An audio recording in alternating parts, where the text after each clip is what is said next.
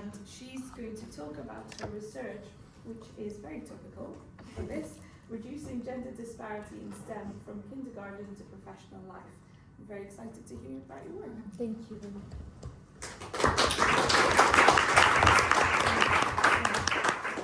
Oh, yes. Sorry.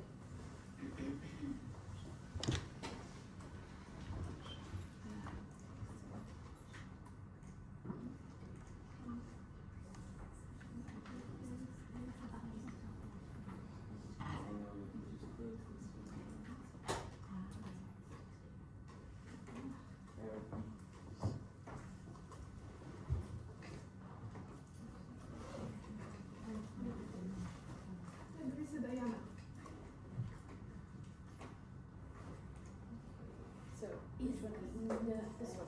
No, thank you.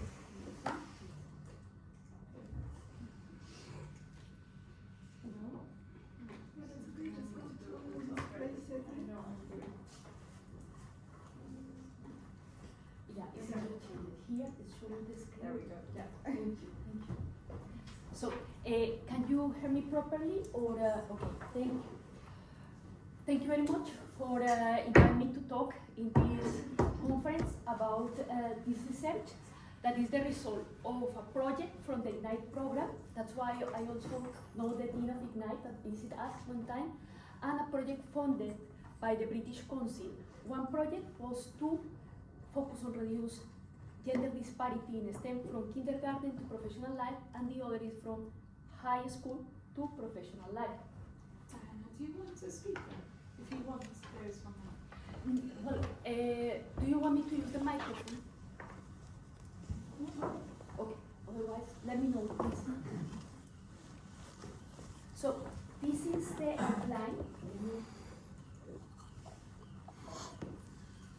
So, I'm gonna do an interactive introduction. This is the part of women in academia. Regarding the time, maybe I will focus, if there is not time, I will focus on attraction and employability, because I saw on the agenda there will be talk about promotion. We don't need to be about with that. So I'm going to ask you to please join me in meter. In the meanwhile, I need to open, so thank you. It is already open, so.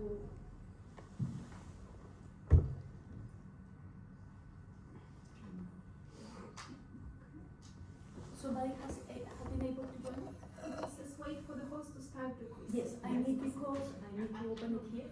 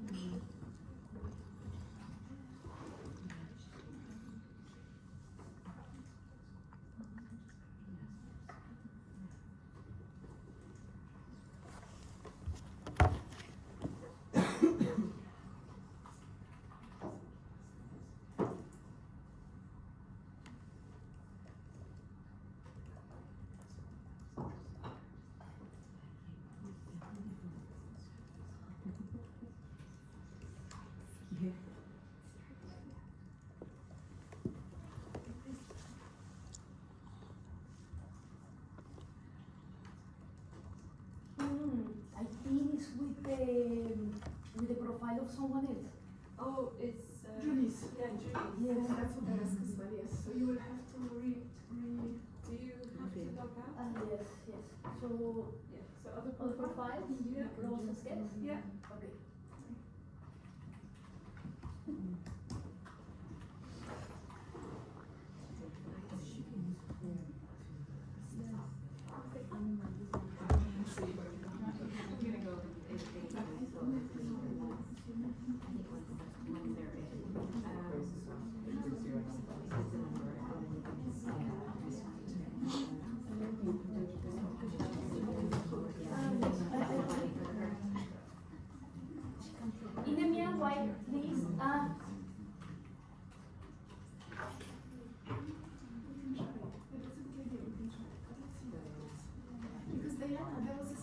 question that you can start it on your computer.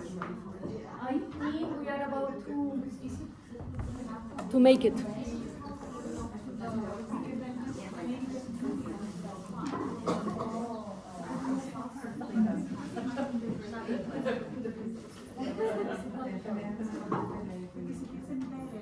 Once you learn something, just like what is embedded into it.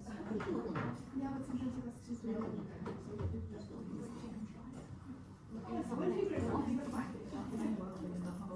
No, so that's why I was asking.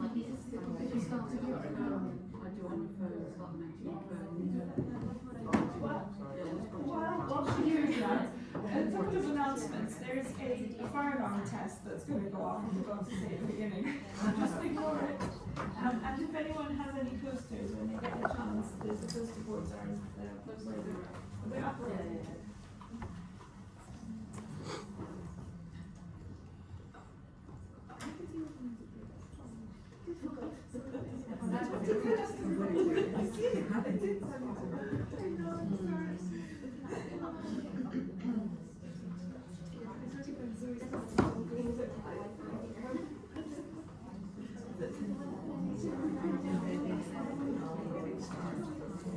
So I'm going to start in a easy one.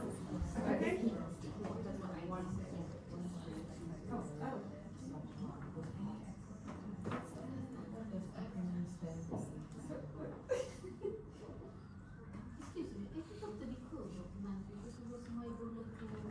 Excuse me, I cannot hear Have you. you got the document code? Ah, the meeting code is there. It's 13, 20, 21, 04. Excellent. Okay. Now, so congratulations to Wolfmeister. Now, I want you to please give me the names of famous men in STEM, famous scientists.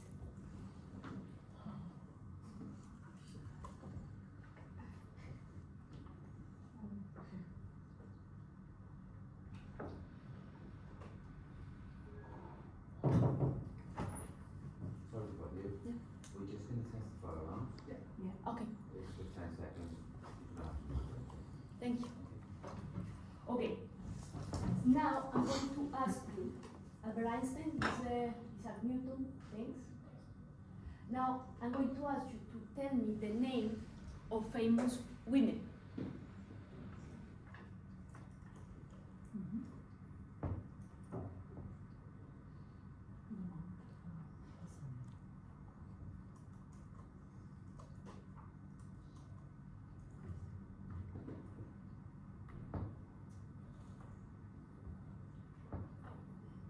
Oh, that's great. That is really great. You know, even for me, when I prepare a training in another opportunity, I need time to think in famous women. Of course, most of the time, the first that comes to our minds is Marie Curie.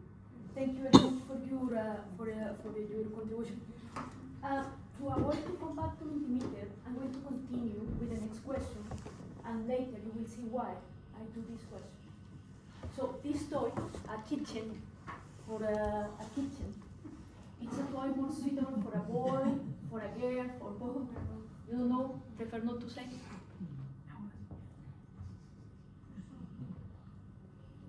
Please don't worry about, it's anonymous, so don't worry about your answer. So I'm going to continue with the next toy. Lego.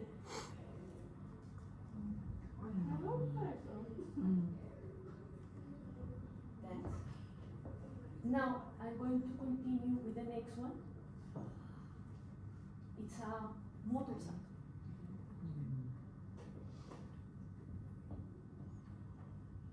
We are a skewed group. What? We are a skewed group.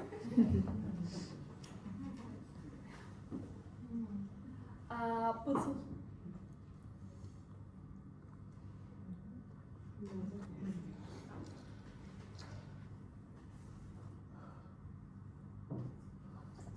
The baby doll.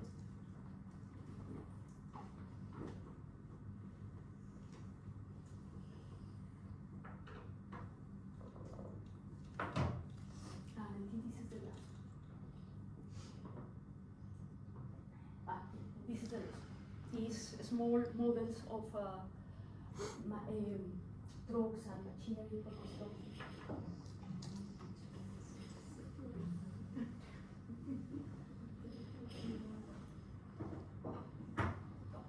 Okay, thank you very much. So I'm going back to the presentation. So, of course, given that we are in the empowerment network, you know a lot of women. I need to admit that. So I'm going to rotate these books in order that you see.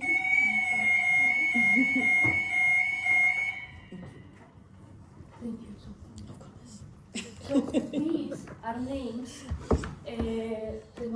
Some of you that you already know, some of them that you don't know. There will be books around to show you.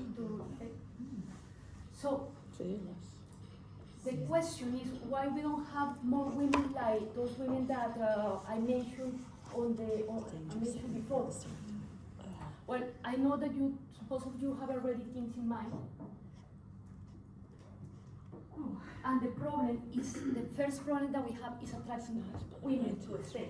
So here we have some of the problems, like the imposter syndrome. Regarding recruitment, I only aware of a strategy focused only on recruit talented female in STEM. That's what I'm going to present at the end.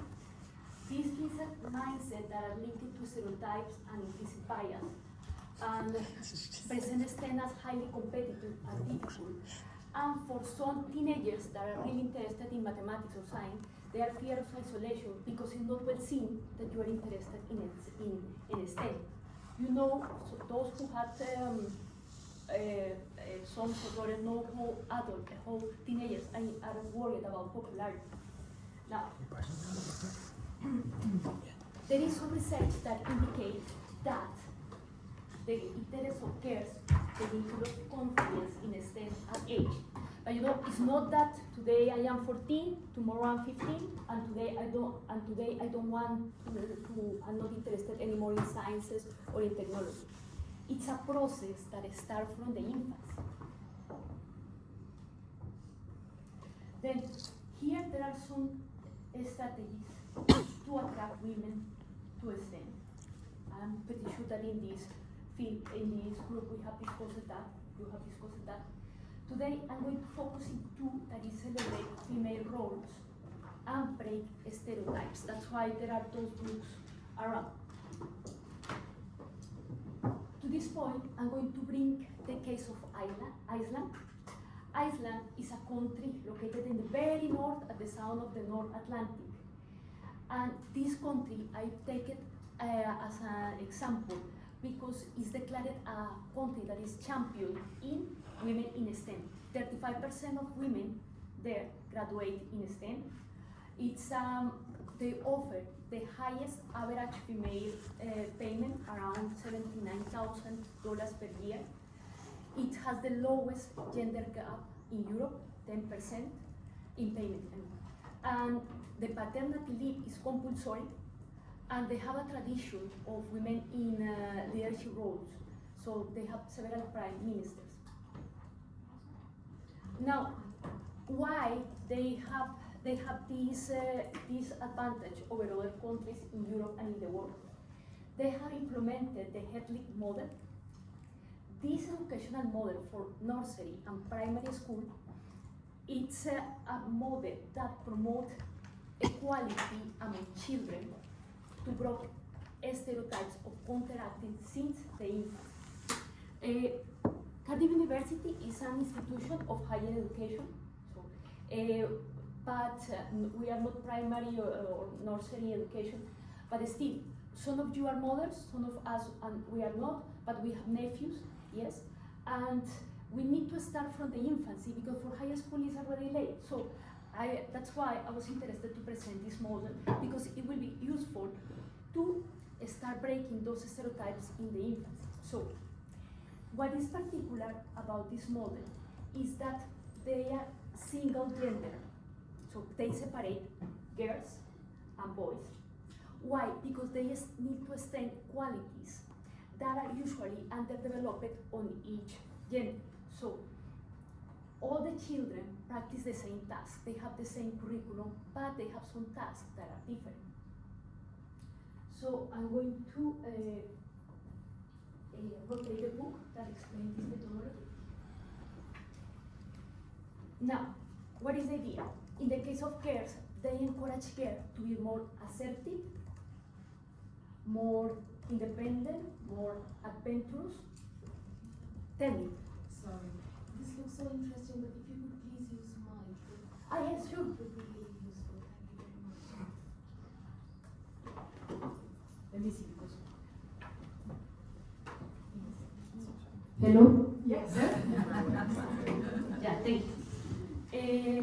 Then,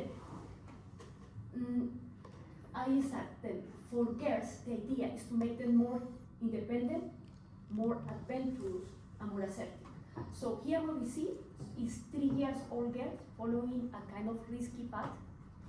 Here what we see is girls learning mathematics, and here we see girls, here it's more clear, repairing, doing some maintenance work at the school, using stones and soil. This is tasks that usually girls don't do. Now, in the case of boys, they are instead taught to be more empathetic, to be more gentle, and to be more cooperative. So this is something that they want. They want no teach boys to be competitive and not cooperative, not competitive. They have other practice. I'm going to that people from educators from India or Italy that have visited this nursery criticize, for instance, because the idea is that boys start showing feelings. This is something that in some cultures, like the Latin culture, is not well seen. This is something more properly of women. So, for instance, they ask to put oil in the hands of another boy, yes, and to do massage. Italians and Indians is the Philippines. Usually, they don't have this kind of toys, but the teacher explained me that she used these toys, baby toys, with boys because this group was particularly rude. So at the beginning, they didn't know what to do with the doll. So until one that maybe has a younger brother start to show what to do with them.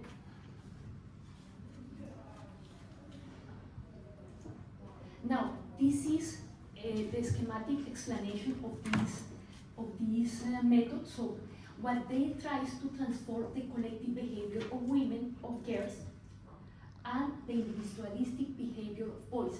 What happened? They notice that girls, when they are young, they always say, we want to do. They never said I. Instead, the opposite happened with boys. I want. Yes? And this is what they want to counteract. And the other thing is they separated because when they are mixed, they learn the exaggerating behaviors of the other gender. So they assume that girls are always crying and that boys are rude and that is okay. So no, that's why they separated. And the other thing is they notice that if they are mixed, boys always take the leadership position and girls will be take a back seat and will be more willing to take care tasks or be more worried about youngest one. So when they separate, they see that girls are more willing to lead, and boys, when they are not without girls, some of them are willing to take care of the youngest. The idea also is to prevent the bullying.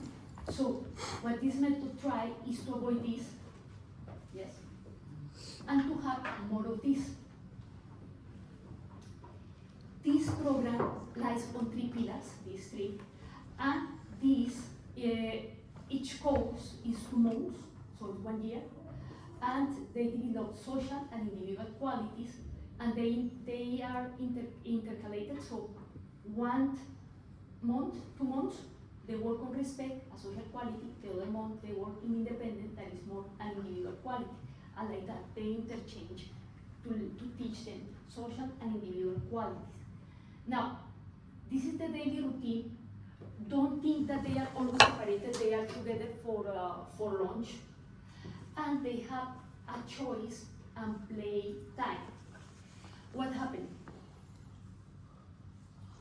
When they are here, they decided what they want. They have different activities.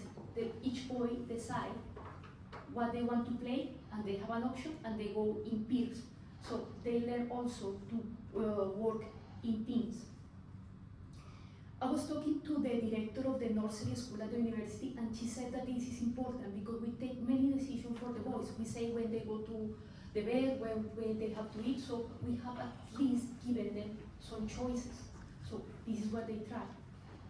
Now, I want you to notice that not only the boys, but also the teachers have a uniform, and that is to show that the children that they are playing in the same team, that they are a team.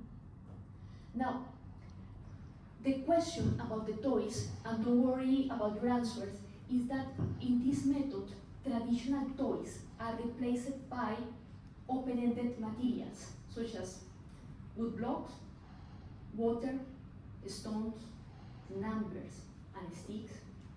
In other cases, soft goods, tempered soft goods, and labor. The separation between gender is from the age of 3. Here you can see these babies are 2 years old. If I'm not mistaken, they were girls, and this is a boy, so the separation is after 3. Before, there is no. Other elements that they use to play is fabric, Play-Doh, chess, and what is the idea? When with these open-ended materials, you are also stimulated the creativity, because they really need to figure out how to play. It's not just a card that you just run, or a baby doll that you just take in on your hands. They really need to think what to do, how to play. This is a room, is very neutral. You can notice here, these are some numbers. And it's because the idea is that boys or girls, they rotate every day. And some days they are at the first, or some days are in the last number.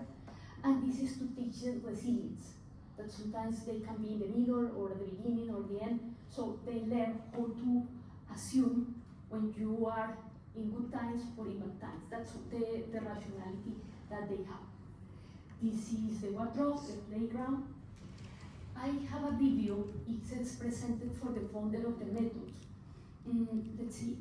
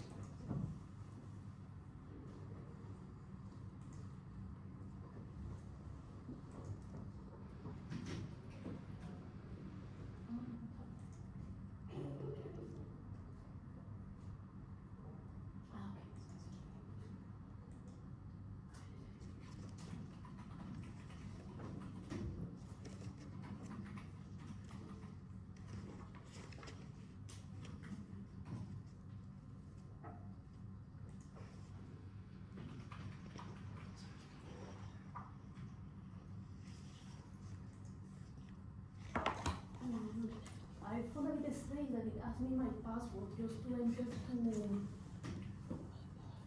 YouTube. I wonder why. Shouldn't be a problem.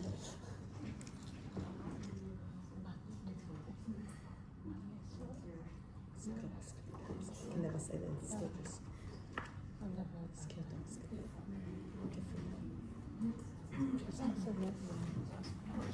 Yeah, that's what I think.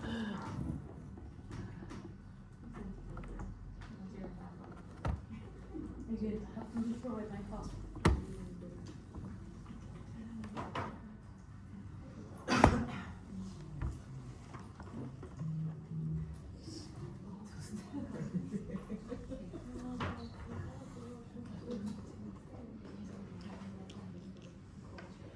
Okay,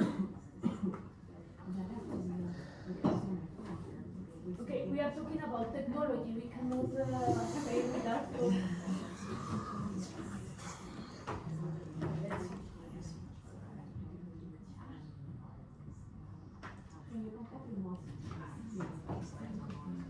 Device, okay.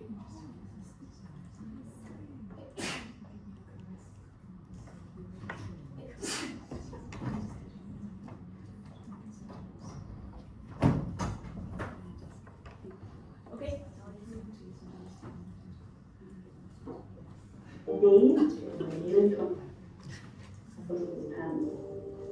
They protect just as well as the expensive ones. It's still dark when children go to school in the morning in Reykjavik. This isn't your run-of-the-mill nursery school. First thing, the girls warm up with some lively exercises.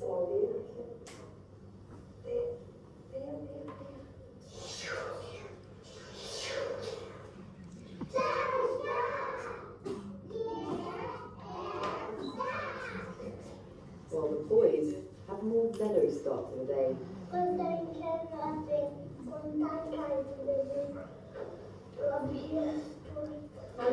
Then it's meditation time.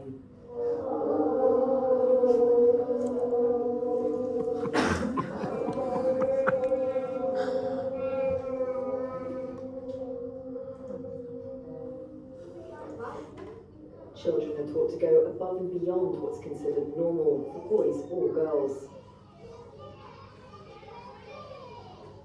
Girls walk barefoot in the snow. And teach them to be daring. It's an activity thought up by the school's founder, Margaret Palla, a well-known figure in Iceland. Let's warm up our feet. Well done. We are so strong and we dare to do whatever we want to do. Break her mind, Frey. What can a girl do and what can she not do? Break her mind, Frey. Boys also participate in activities that counter what's expected of them by gender norms. And they're encouraged to show affection.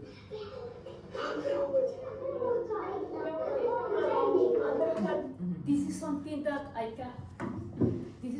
can say that in the Latin culture where I come, this is something that is not well seen for men. They are teaching the opposite.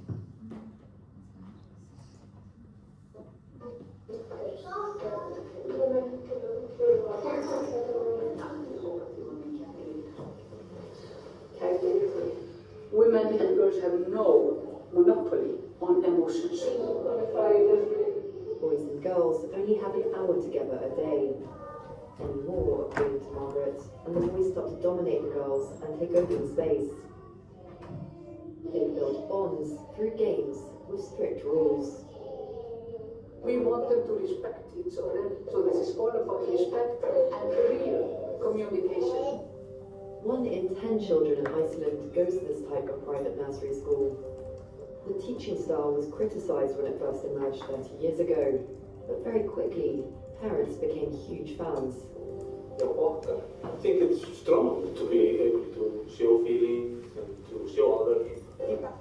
They start on equal footing this way. There are also primary schools of this type in Iceland, though they stop before secondary. So what's the impact of this type of schooling in the long run? These teenagers and former pupils are its most ardent defenders. It makes them easier to be strong and stand up for myself and to say whatever I want to say. Yeah. And what of the criticism that so much cuddling could make the boys too sentimental? You feel like the war? It depends on your perspective of what it means, but I think being kind is way more important than being harsh and strong. If everybody were kind, the society would be the world would just be better. These gender-defying schools have received numerous awards, and waiting lists to get in are long. The model is also being exported to Sweden and Norway. Yes. So this is a more an additional explanation presented by the founder. There is another. Change it again. So It's at the top, display settings. in display settings. Yeah, at the top, just Swap. Yes. Okay, then another reason for which people, not only women, could be more interested in STEM is the geographic context. Ireland is a country that is located on the mid-Atlantic ridge. Then that's why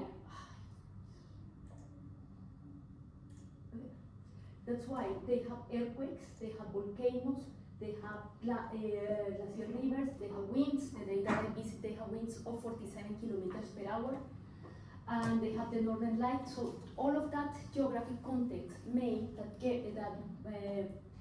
kids will be interested, and they also encourage that kids will be interested in environment and science.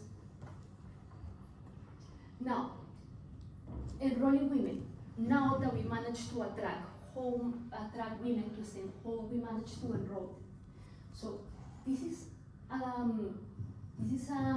a survey done by these authors,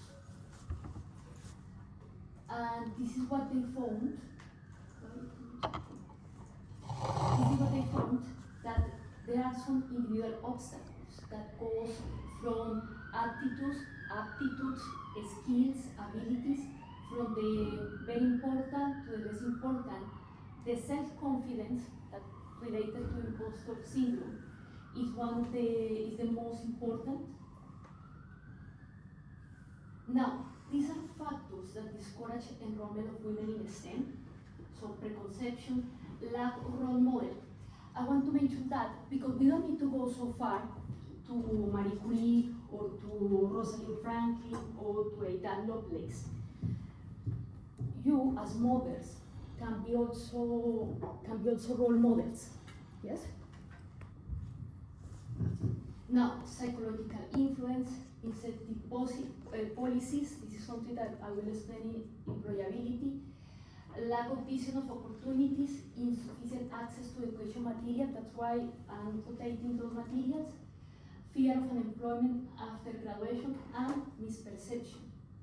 So that's why, because the lack of role model is something that we can control.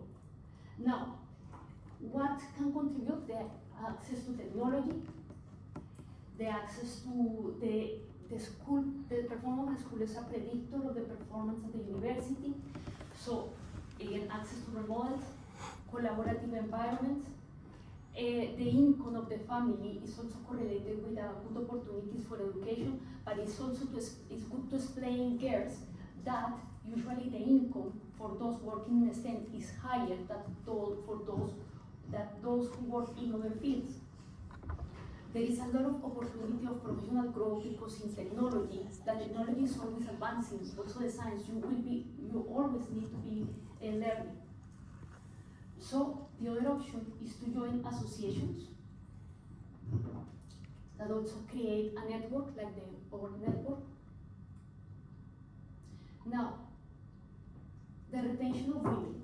Now women are already enrolled, how we can retain women in this field.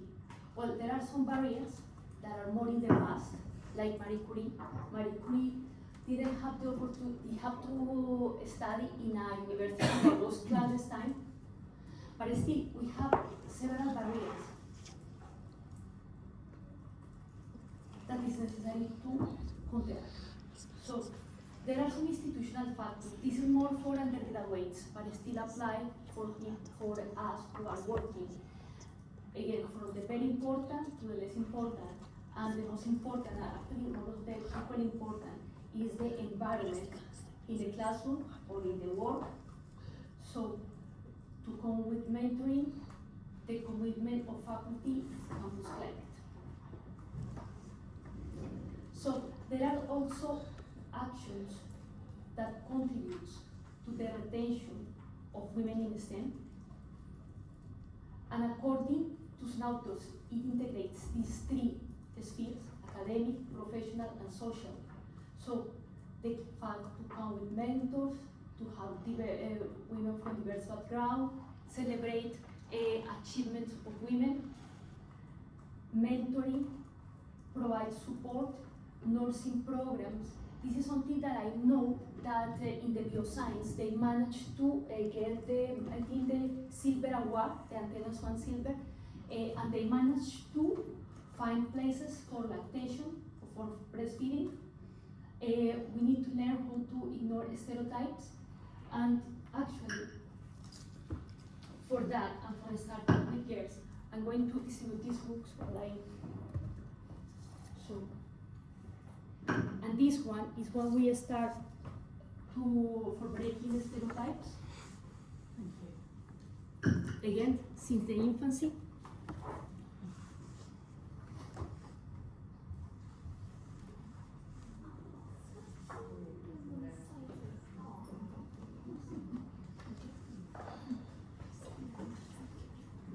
So it's to make that girls see themselves as scientists and look attractive for them.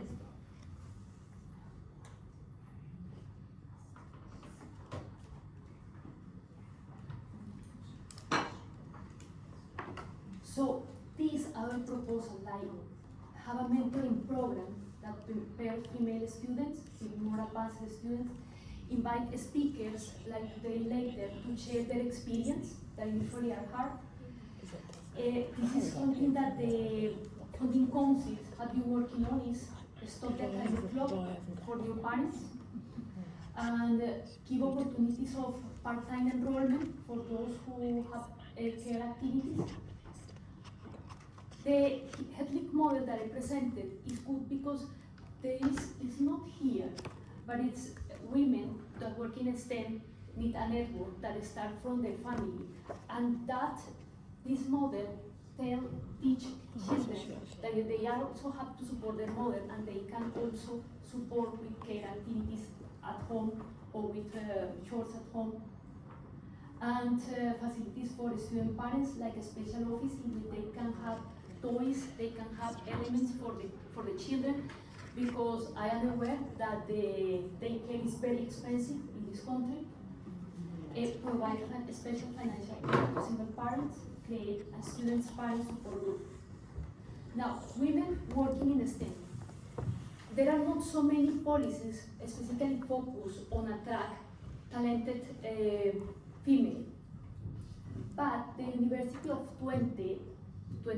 the University of the Technical University of Eindhoven in Netherlands, that is the second country in champion women, they create in 2019 the Irene Curie Fellow Program. It was funded by the government. The government gives some budget to universities. Each university decided what to do, and what they decided is to create this program in which they decided we have a problem that we have a low number of women in teaching positions, so they open position only for women. It worked in 2019 and it had to stop in 2020 because somebody sued, and the court asked them to stop because they consider that highly discriminatory. And at the end, what they made is the court allowed them to continue, but they need to tailor or to focus on positions on which the number of women was very low, on fields on which the number of lecturers, female lecturers, were very low, and they were able to continue. And the way the program continued, the program has two calls in 2019-2020. The program still continues, but there will be more calls. Just if they open a vacancy, the preference will be for women for 6 months. If after 6 months they are not able to find a qualified woman, it will be open for everyone. And women who are accepted will be initially already automatically became Irene Curie Fellow. The advantage is they got usually they got 100,000 euros to start. This is the starting grant, and a position, an open-ended position in which they can progress.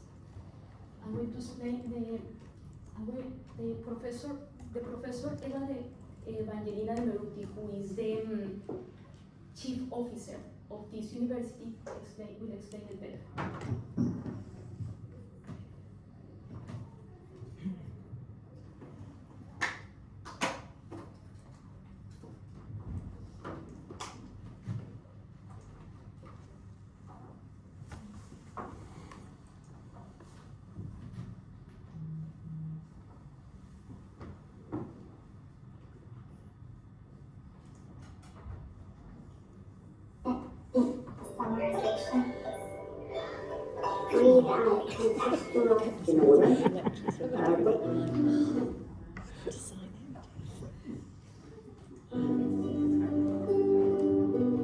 The MQ Fellowship Program is a way to attract more female faculty at our university.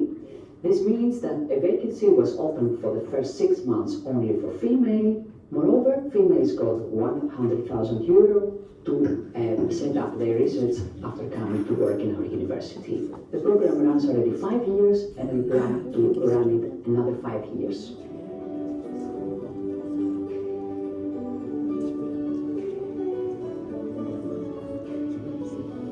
Well, I'm Esther Ventura Medina. I am a professor of innovation in STEM education at the UE, and I am also an RD Inquiry Fellow. Okay, my name is Giulietta Gentini. I'm an assistant professor in the Department of Mechanical Engineering here at UNIC, and I am an RD Inquiry Fellow. This is really important for our university because bringing together people from different backgrounds, from different cultures, different educations, really strengthens a team. It provides more creativity, more resilience, more inspiration, and it's really an enforcement of everybody in the team. Here we are in the light assembly room in the Matrix Building and Innovation Space, where students working in challenge-based learning come to work together in here.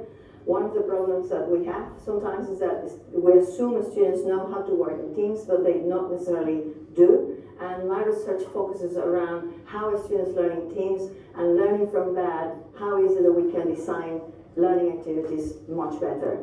Initially, I felt a bit conflicted about the idea of applying for the position because it didn't feel quite right, the fact that you get a special treatment for being a woman.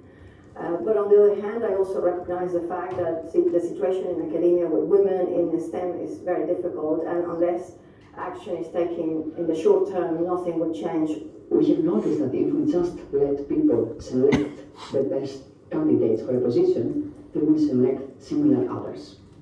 So if a university is full of male, they will find male as more appropriate for the positions. So this is the multi-skill lab. This is the laboratory of our section in mechanical engineering, the mechanics of materials cluster. Here we do all sorts of analysis to look at our materials in the finest scales possible with the current state of the art. You know, there are many women in this field.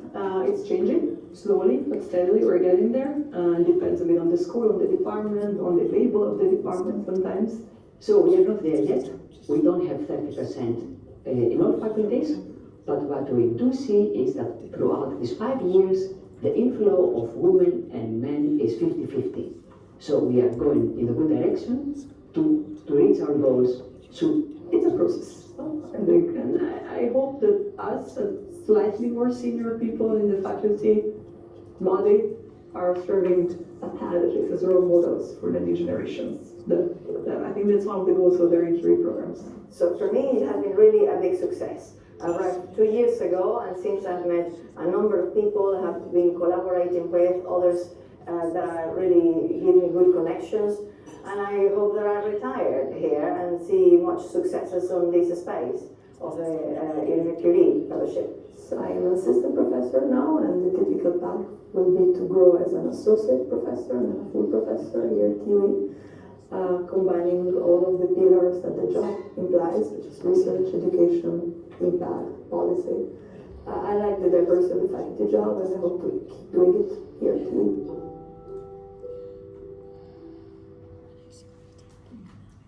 I have the opportunity to talk to Professor. Looking for black tie inspiration so you don't blend in like a huddle of penguins. You can now ask AI or Google whatever's on your mind, and even ask follow-ups.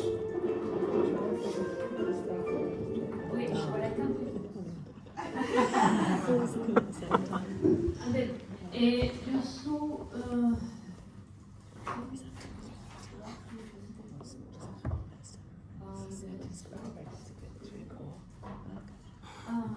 now I can know, sorry, I'm gonna close a bit for a moment. Since I close.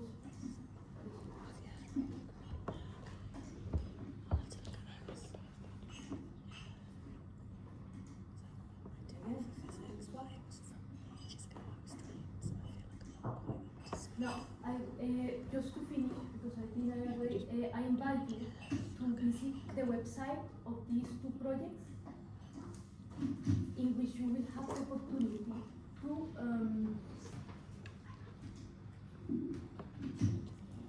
see the progress of this. Oh, Jesus, why?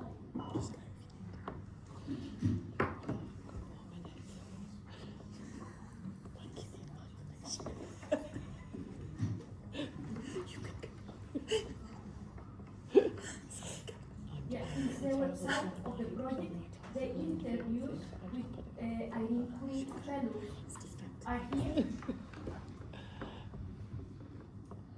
I also invite you to visit the YouTube channel of the project with the interviews. It was interesting because both Professor Esther Ventura Medina and Dr. Turubarian, they are also come from diverse backgrounds, so they have also additional challenges.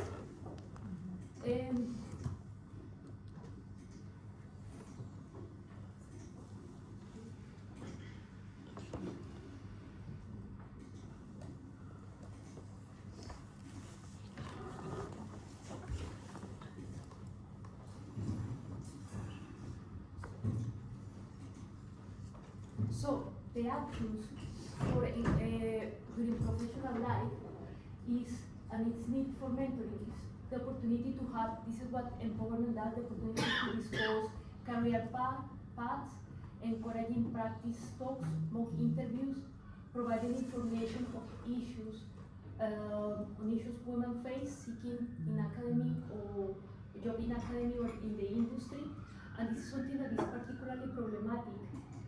And I say also based on experience, the balancing between these technical careers and family life, when all the jobs now are really demanding, and matching of female graduate students with women and men alumni in industry. This is something that the university already does. These were the reference for this talk, and thank you. So there are opportunities for questions. I hope I didn't go past the time. Thank you very much.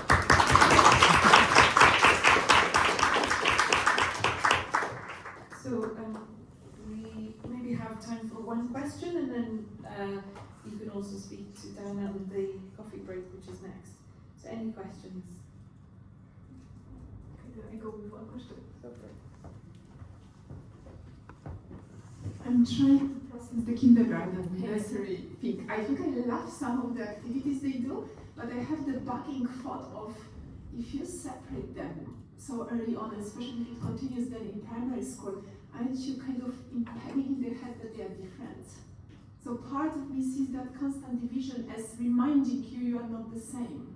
So I think I would love a mix of both. So I love the girl kind of activities only in boys, but I think they should be more mixing. Hello. Because this is not working. Yeah, no. Yeah.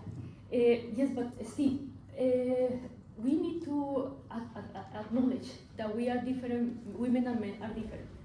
What the kindergarten is trying to do is to develop qualities that are usually underdeveloped on each, yes?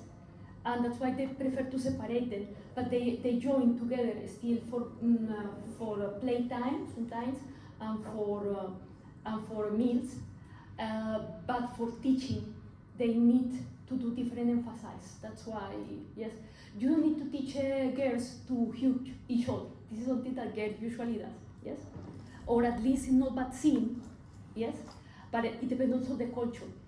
I would say for Latin culture, be so caring, be so touching. It's novel thing, so that's why they need to separate them, to break those stereotypes. Yes. Thank you very much, and that was a really interesting morning. We have a coffee break now, and we're going to start back at 11:45.